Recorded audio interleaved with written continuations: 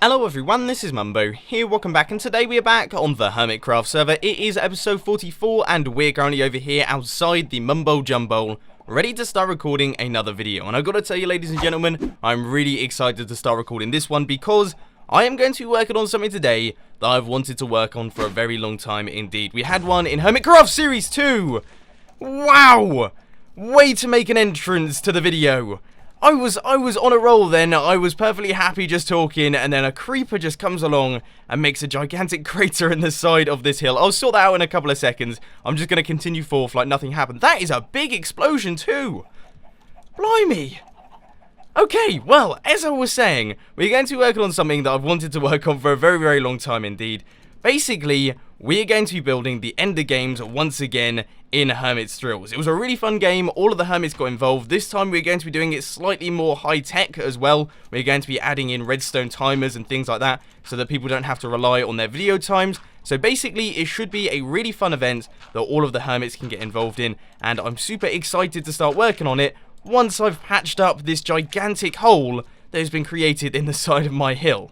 But before we head over to Hermit Thrills, I've got a tiny project that I really want to do. This has been driving me nuts. It's been driving you nuts as well. I've seen it down in the comment section. So finally, I'm going to be fixing this. Let's remove this block and let's get ourselves the diary. You know what? Actually, I'm thinking this might look a bit better. Oh, yes. That really pulls the room together. That is perfect. You know, I'm so happy with that. That is absolutely ideal. Right, okay, well that is now fixed. There should be absolutely no complaints down in the comment section. So let's head over to Hermit Thrills. So here we are in Hermit Thrills. This is where all of the fun stuff goes down. We have got all of these crazy builds. That is Climb Time, one of my favourite games. And I do believe I still have the server record on that thing, so that's pretty good. We also have, of course, all the other games there, and the Redstone Guru as well, now with additional fairy lights, it looks like, because I'm assuming probably didn't light him up, and he probably became a bit of a mob farm. So I'm glad that one of the hermits has done that, because I would hate to cause any problems on here.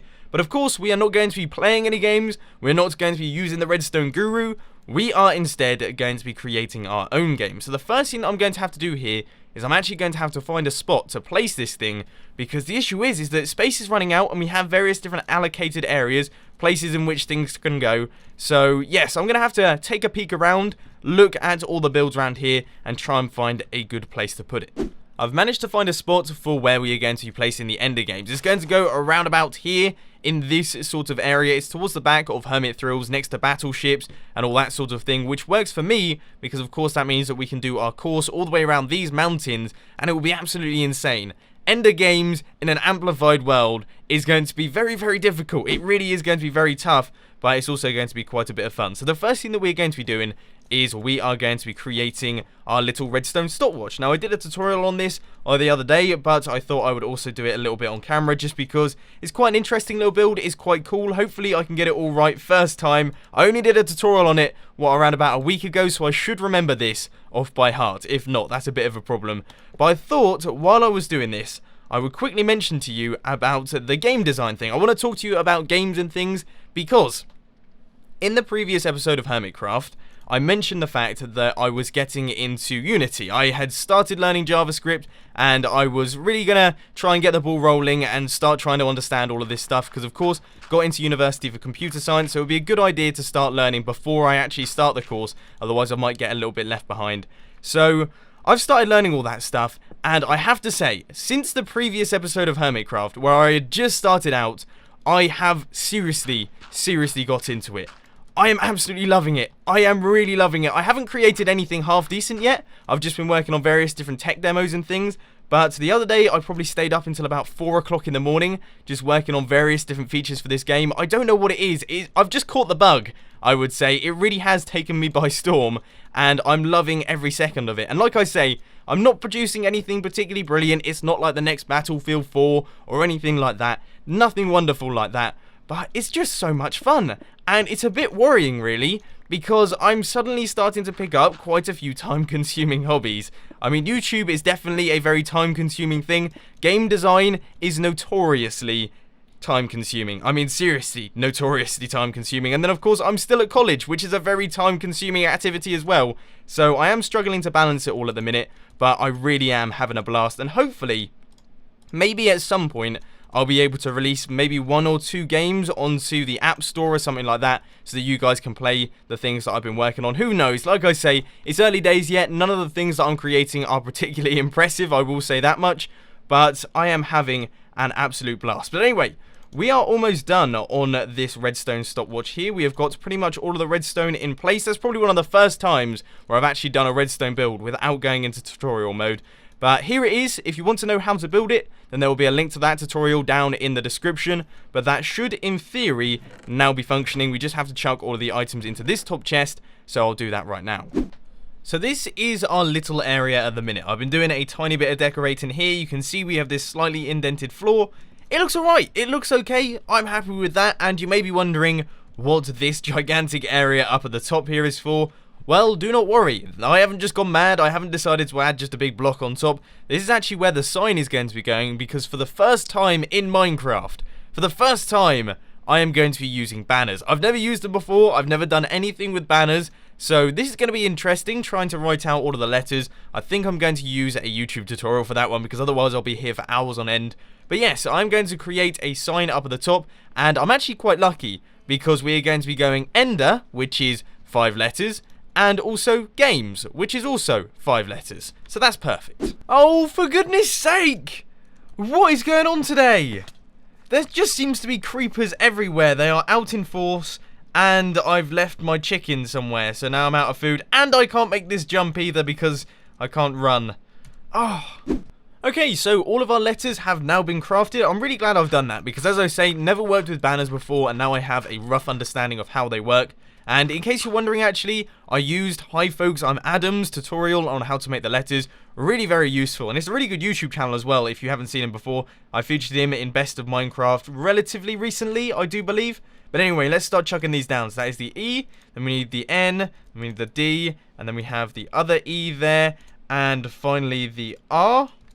So that's the first line done, and then we need the second line, so that is G there, and then we're going to need the A and the M. I apologise that I've turned this into a bit of a spelling bee, but I've just got to try and think this one through. And finally, the S. There we go. So as you can see, I've gone for blue lettering. It was a little bit expensive, used quite a lot of lapis, especially because I kept making mistakes, but it's done the job, and that looks really quite good.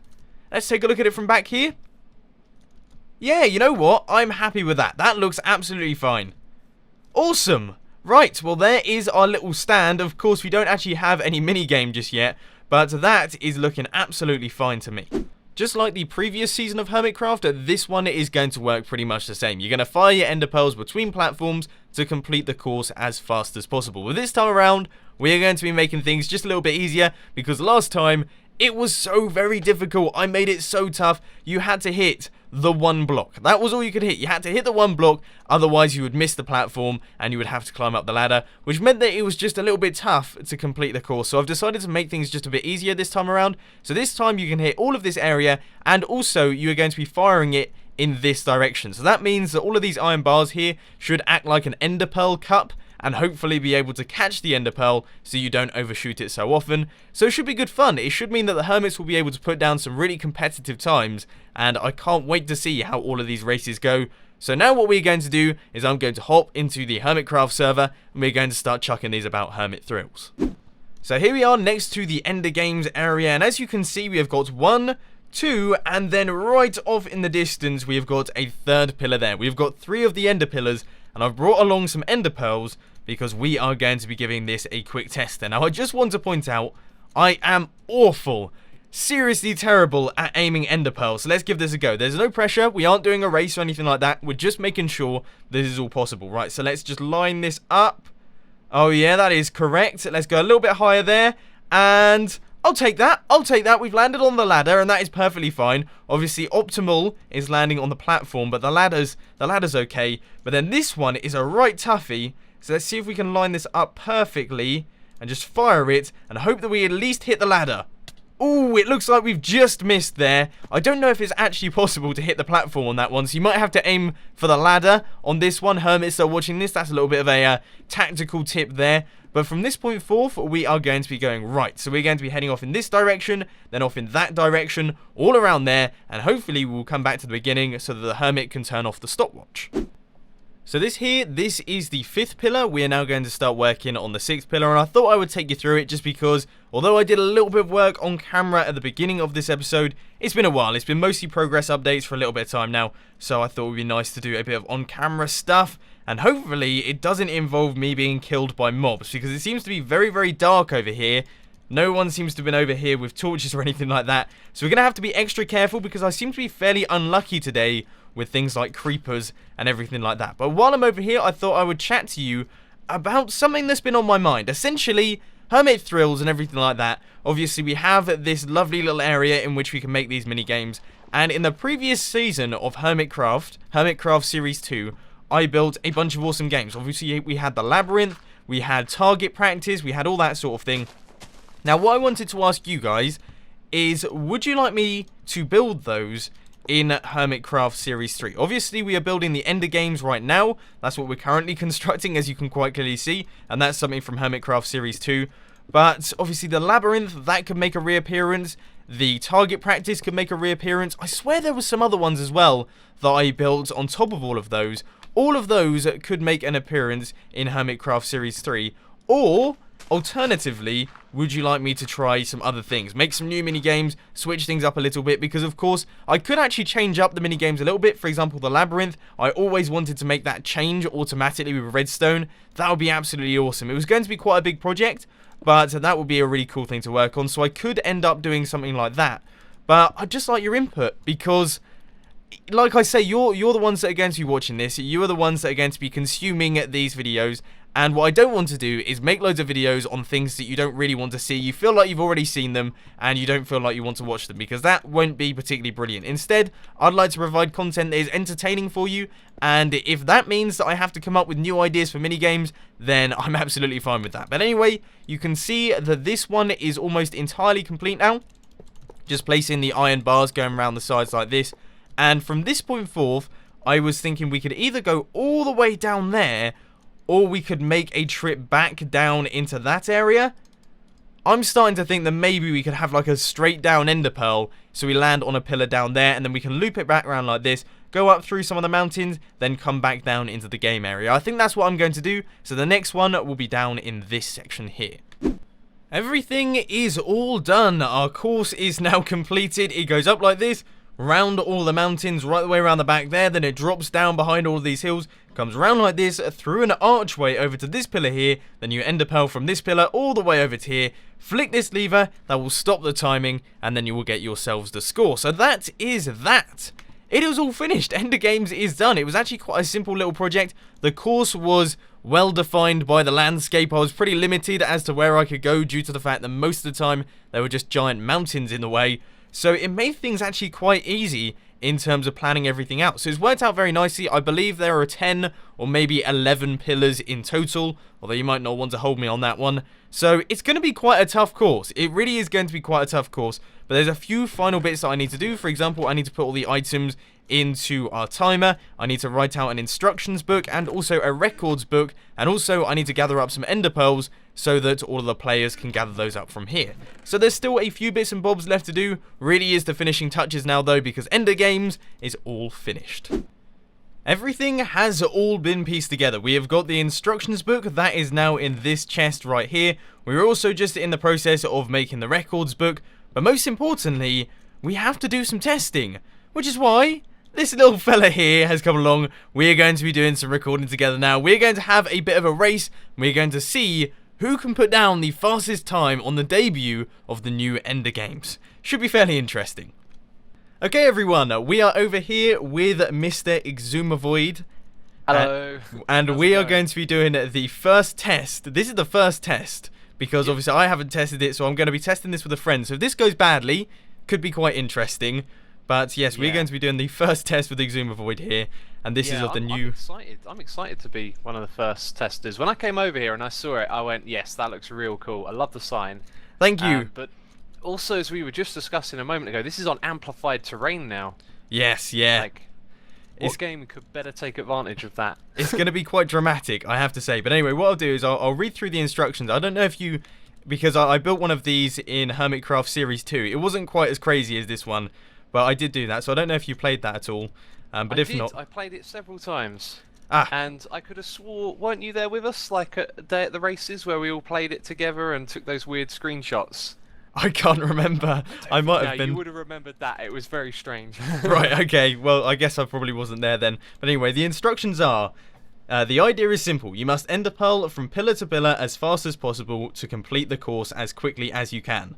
There are directions on each pillar informing you of where to go next.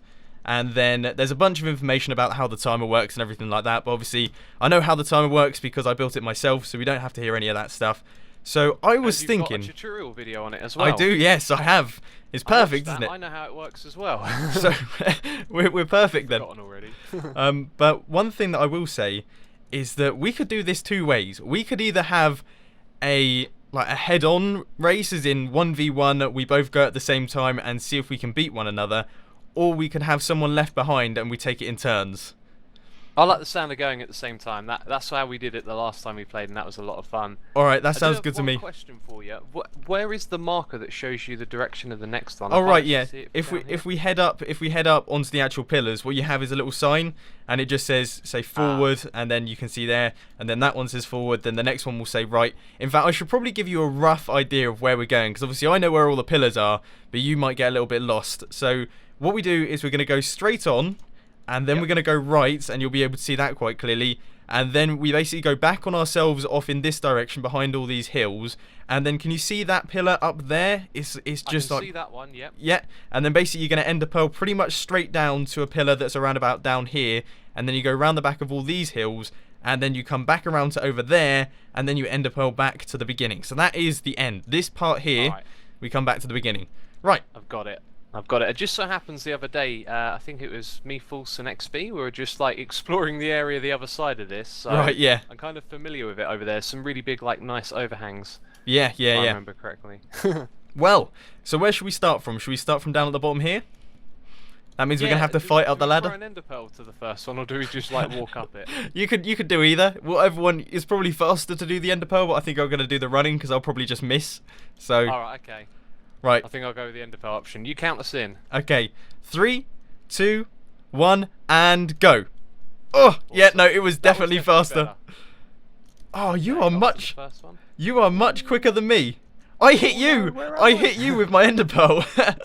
Oh really? You bounced right into me. Yeah.